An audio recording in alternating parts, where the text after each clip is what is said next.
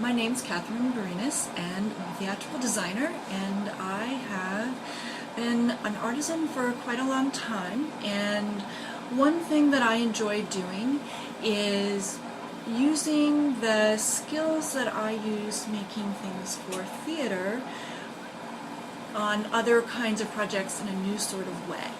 What I'm going to show you today is what is called wire wrapping.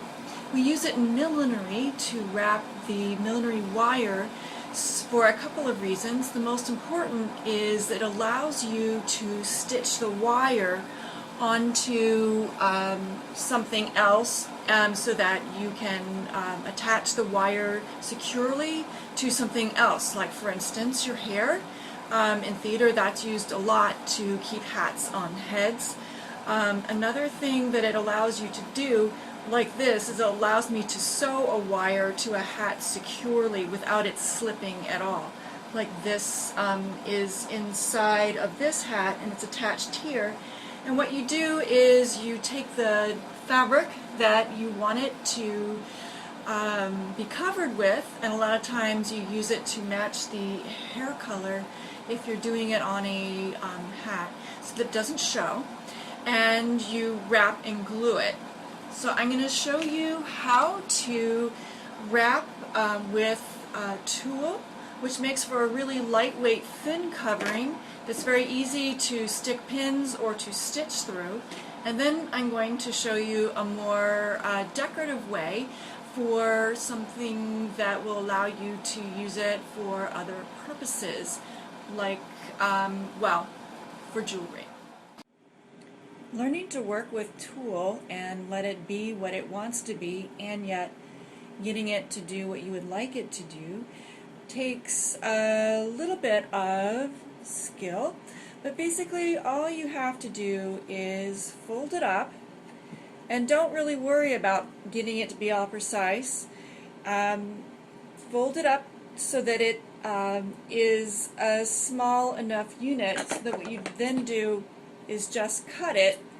You don't have that raw edge, you don't even have to think about folding it neatly or anymore. And then you cut off about a 3/4 of an inch piece like that, or bigger if it's a bigger project, according to what you need to do. And it's also nice and easy to control when it's this size. Then what you do is, if you're using like a paper covered wire, something that a white glue will adhere to, you'd use a white glue. What I do is I put either Sobo or Elmer's glue into a puffy paint bottle, and I even keep the same tip, and that allows me to control and have a really fine tip. What you want to do is you want to put the glue only on one side, so it leaves the rest of the wire free for when you wrap the fabric. It will be free to be stitched to. And you just put a thin bead and just take a little bit and smooth it out just a little bit. Take your strip, fold it on an angle, and wrap it.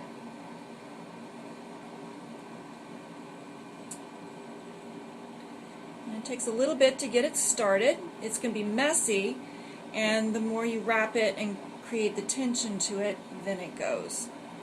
And you just keep continuing that on. Don't pull it too tight, because then the tulle will just appear stretched down to nothing. You want it to stay open so that you can still remain stitching it. So then you, so like this glue has gotten a little bit ready to set, so I'm going to twist that on there.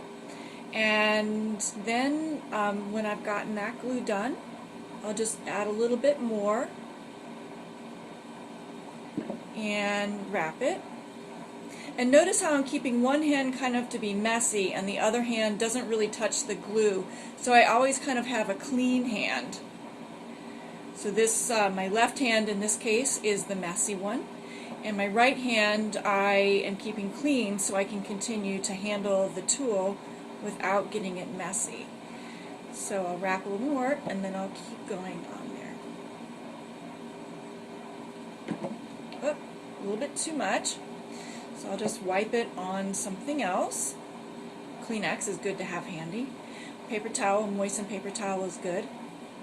So I got my clean hand dirty. And you just keep continuing that on. And as you can see, you get a really nice clean surface in whatever color you want it to be, and it's very tidy at the same time that it also gives you a lot of surface to be able to make other attachments to this wire that you couldn't do when it's just a wire. So I'm almost done with this little bit.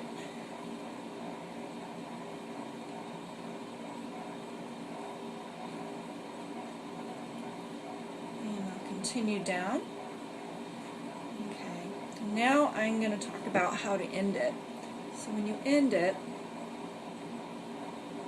make sure that you get the glue right down to the end of where you want it to be.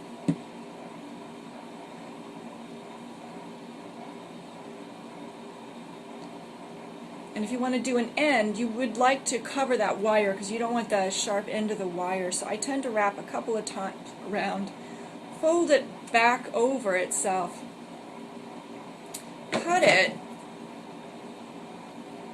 so you have a little tail, and just put just an ever smallest amount on that. Spread it out a little bit. Wrap it around. Then either get like a bobby pin or a straight pin and just kind of pin it in place, set it aside, and it'll be dry for you. What I'm going to show you next is, this is a piece of aluminum armature wire. That's what I covered to make this bracelet out of different kinds of fabric and beads and things. And as you can see, it allows you to make the wire really colorful and give it body and shape that just a plain wire doesn't have. The other thing about this is you could stitch these all together in a web or a set or whatever. So what you do is, I'm going to use a different kind of glue because white glue does not adhere to say a non-porous surface like this. I'm going to use Magnatac, Fabri-Tac, any of those kinds of things. But the process is identical. So you just apply a small bead of the glue. And on this one I just clipped off the smallest tip just so the glue comes out a little bit so that I don't have to worry about controlling how much glue is coming out. I'm going to smear a little bit of that first opening fabric on the end, wrap it around like that, and then I'm going to keep going. Now on this one I'm going to let gravity prevail, and so the glue is here, and just make sure I wrap so that it just stays covered, but I don't touch the part that has the exposed glue. And you keep wrapping. This is a bias strip that I cut on the bias, and as you can see on a round surface it nicely adapts itself to the shape that it's going in. And you just keep going. That's about where the glue ended, and you're going to add just a little bit more.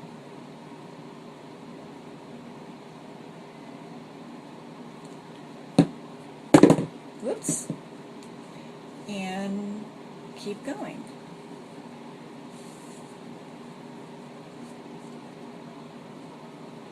So I'm moving it to the top so that it's always hanging down, using gravity to my favor. And if you pull tight, again, it'll make it skinnier, so just keep it, you'll get a feel with it over time that you just keep it as taut as you need it to be to cover what you need it to be. And as you can see, it makes a really nice, beautiful surface. You can rough this edge up to make it interesting and textured, like I did here.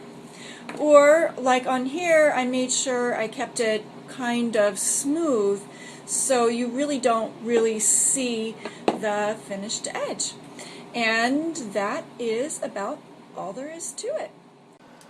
I hope you get to find a place to use this classical millinery skill in a project of your own sometime in the near future, and have some fun. Thanks for watching. Bye-bye.